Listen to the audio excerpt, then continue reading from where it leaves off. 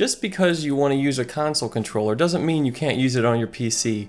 Despite the fact that keyboard and mouse is kind of the best interface in a lot of ways, some games you just need to use a controller.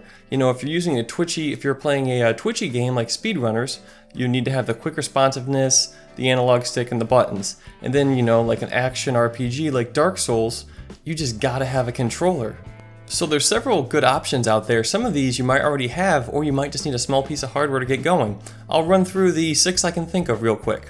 So you start off with an Xbox 360 wired controller and an Xbox 360 wireless controller, the Xbox One controller using the wired USB port, the Xbox One controller with the wireless PC adapter.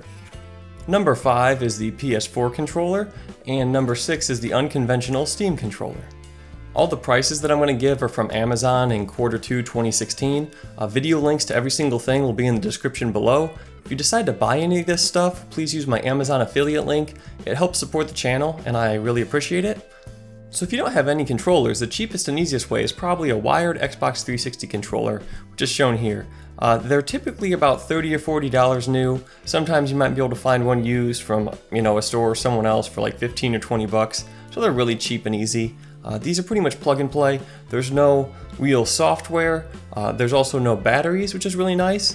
You just have to install a driver from Microsoft, which is pretty straightforward, and this will work on Windows 7, Windows 8, and Windows 10. I've seen some for Windows XP, but I don't know if that'll actually work. And if you use Vista, you shouldn't be playing games. So your second option that I've personally used for a year or so is the Xbox 360 wireless controller with a wireless dongle. Now the controller again is $30 or $40, and the dongle, depending whether you get aftermarket or official Microsoft, is $10 to $25. And it looks like this. It's just a little wireless adapter. You plug it into a USB port, and then you hit the button to sync it up with your controller. You can use regular old Xbox 360 controllers, so if you grab one from your living room, you can use this. You just have to sync it up. It's really easy. So if you want to do 4-player multiplayer, this may be your best and cheapest option, especially if you already have an Xbox 360 with 4 controllers. All you need to buy is the adapter, which officially from Microsoft costs 25 bucks. The only con with these is they do take AA batteries. They last quite some time. I'd probably say 8 to 10 hours. I really don't remember. I always keep a bag of Eneloops handy. When you're using anything that takes AA's and you replace them a lot, you really got to buy some rechargeable batteries. It saves money in the long run, and also you're making less waste long term, which is really good considering some of the nasty crap that's in batteries. These things are, the reason I recommend Eneloops is because they just don't die over time, or I should say they die really, really slowly. I've tried, 5 or 6 other brands of rechargeable batteries, and they just are crap. I can leave the Eneloops for months and they'll still work afterwards. They might be at a diminished charge, the other ones will hit null and they just won't work. So again, if you're going to go wireless, rechargeable batteries are a must-have. A nice little benefit with these things is they come charged from the factory. They are a little bit pricey. A 4-pack of AA's with a charger is about 20 bucks. If you do have a charger, 4 of these things runs about 10 or 11 bucks. And if you go to 8, it breaks down to about, 18 or 20 depending on the prices.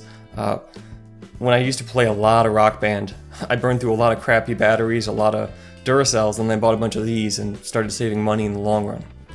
So your more modern controller option is the Xbox One controller with the wired USB adapter, which is again just a normal USB cable, anything will work. And these controllers typically run about $50 or $55. If you get the bundle with the USB cable, they'll cost either the same or maybe $5 more, but they're still usually under $60.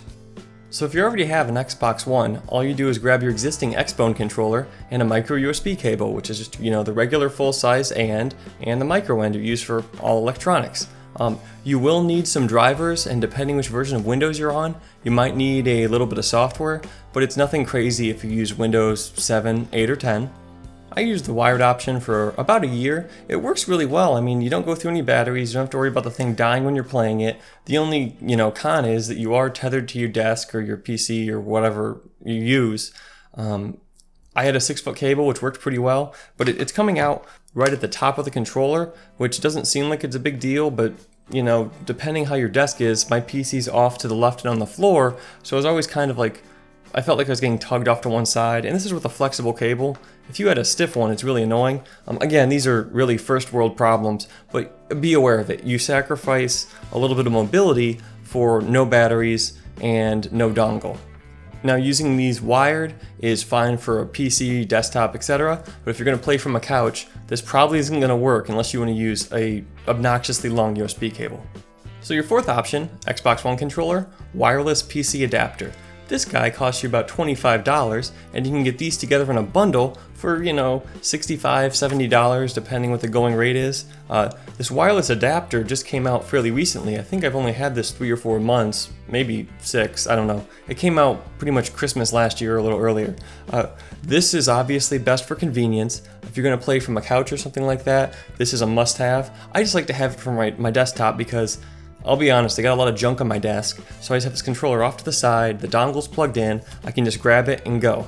Again, you need to install software and drivers, and this is made for Windows 7, 8, and 10. Battery-wise, you got the same two AA's. Again, I prefer rechargeable ones. It lasts a pretty long time, but you want to have at least one backup set, so have at least 4 of these if you're going to have one controller. So the nice thing about this guy is it can control more controllers than the Xbox 360 one. Not that you would ever really need it, but you can control 8 of them if you ever need to, 4 mono headsets or 2 stereo headsets. I don't have a stereo headset or 2 of them, so I don't know how that would even work, but you can do it. I've used this little guy for, like I said, 5 or 6 months. I've been pretty happy with it. I won't go back, I'll put it that way. I've used the Xbox 360 wireless, the Xbox One wired, and now the Xbox One wireless. I prefer the Xbox One controller because I think it's a little bit more ergonomic, and I just prefer it for that reason. The one problem is this wireless adapter is a little bit, finicky. Sometimes when I go to use this thing, I'll go to turn my controller on, and it'll just not respond at all. So I'm trying to figure out what the heck the deal is, and what I ultimately figured out is that most of the time for me, it just, the USB device was not responsive or needed to be refreshed. So I just unplugged the thing, plugged it back in, and usually that worked. Once in a while, I did need to resync the controller, which you do with the small button on the side, just like a Xbox 360 or an Xbox One. So again, these aren't like showstoppers, they're just kind of minor annoyances, but just be aware, if you do get this and you put your computer to sleep, a lot like I do, or just your computer doesn't cooperate like all computers, you may need to tinker with the dongle a little bit. You might need to pull it out, pull it back in. No major problems though. I've never had to uninstall it, do anything else. Just the usual like poking buttons, whatever. Again, I really like it, but it does have its flaws. So your fifth option that I have no personal experience with is to use a PS4 controller with a PC. I did a bunch of research before I bought the Xbox One controller, that one versus PS4. Well, I do prefer the, I guess you'd say, default position thumbstick, so you're not offset on a PS4 controller. So that was one of the reasons why I liked the Xbox One controller, is because it was more comfortable. The other major problem is the PS4 controllers are not natively integrated with Windows, and specifically for me, Steam, like an Xbox One controller is. In order to get it working, you have to use some sort of third-party software or emulator to trick your computer into thinking your PS4 controller is an Xbox 360 or an Xbox One controller. I read stories that some people said this was a big pain in the butt, others said it was not an issue at all. I just didn't want to deal with that, didn't have to deal with running emulator software or third-party software just to get my controller to work, so for me that was a big turnoff. And the sixth option, which I'll just glance over, is the Steam controller, which I can only describe as weird. I saw these when they came out a few years ago. I still haven't actually seen one in person.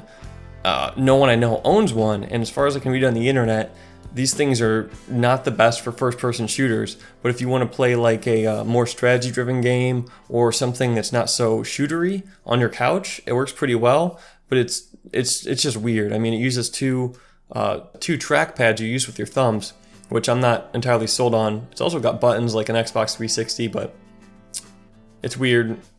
I don't ever intend to buy one, but if you want to, you can. So one thing I'll mention is, if you've already bought a bunch of your games on your PC and you want to play them in your living room, you don't want to buy them again on the console and waste your money. I've done that before, but now there's some better options. I mean, with, whether it's Xbox One or Xbox 360, there are options to play it on your living room PC. Steam has an option where you can, through your network, play on 2 different PCs if you have a home theater computer like I do. I'm told that doesn't work very well. The other option is, and I've read has pretty good success, is the Steam Link, which is about $50 device you hook straight into your TV. This is similar to like a Roku or a set-top box, like an Apple TV or something like that. So this streams your games from your beefy computer in your office or wherever, preferably through Ethernet, but some people say it works through Wi-Fi, to your TV. And the nice thing about this is if you own things like, I don't know, Rocket League or Speedrunners, Move or Die, or 3 things that I can think of, if I want to play them with my buddies, I can get, 4 Xbox 360 controllers, hook them up to the Steam Link, and I don't need to rebuy my whole library. So this is another, really neat thing and another really neat benefit. Several kinds of controllers work with Steam Links, so you got a few options. You got to read the fine print, because I don't think the Xbox One wireless works. Again, just read the fine print before you buy one. So now you can have more detailed PC graphics at 1080p, not this downsampled garbage that some consoles do, at 60 FPS, theoretically above, and cheap Steam games in your living room with your buddies. In my mind, a controller is a must-have for a gaming PC. Unless you play a really, really limited, specific kind of games and nothing would lend itself to a controller, then I guess you can save yourself the $50, but these things are handy, and I know I've wanted one a long time ago, and they weren't as easy or approachable. But now, for $50, it's more or less plug and play, and you can use a controller and play your, high-quality action RPGs like Dark Souls with the splendor of your beefy gaming PC. If you haven't seen me before, I'm Compulsion84, and I do gun, gaming, and gadget-related videos. Please take a look around my channel. If you have any questions about these controllers, setup, preferences, whatever, leave them in the comments below. And as always, thanks for watching.